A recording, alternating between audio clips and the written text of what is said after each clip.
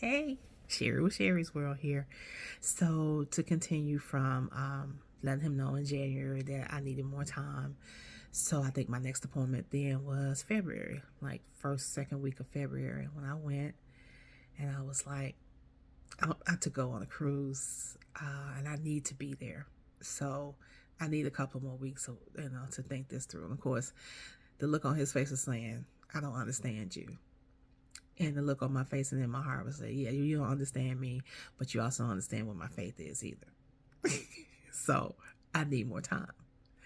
So I went on the cruise. It was a group that had chosen me to be their travel advisor for the group. So it was actually my first biggest group that I had, and I loved it. Working with them, making sure everything, was on par, and I appreciated the love that I got. I did have some moments. Of course, I had the cane with me. I loved that it was collapsible, so I could have it with me all the time. And I did have a lot of, tired moments. I was thankful for the cane. And just so happened, my friend, who's the retired nurse, was on the cruise as well. And our cabins were side by side.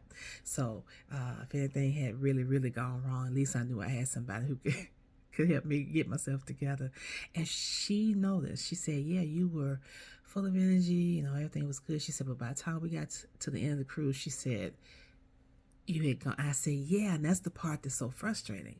Here I am doing well, legs were doing well, but by the time the cruise ended, I was leaning on that cane. I needed it. It wasn't just this thing I had just in case. By this time, I needed it. Um, so I made it, from the cruise and so forth. So by now it's the first week. Yeah, that ended March 1st. So the following week, I had my next appointment. And that Sunday, oh my God, y'all. And maybe even a few days before that, service was hot. And I could feel the difference. And there's a part of me that wished I had stuck with my mind and said, you know what? I'm going to push this off a few more weeks. But because I had said I would start in March, I went ahead and did my first treatment in March, I think like March 7th or something like that, which was a series of what I call chemo shots. I didn't have to sit with a bag of chemo. Didn't have to have radiation. And then I had to take these steroids the day of and the day after, each shot.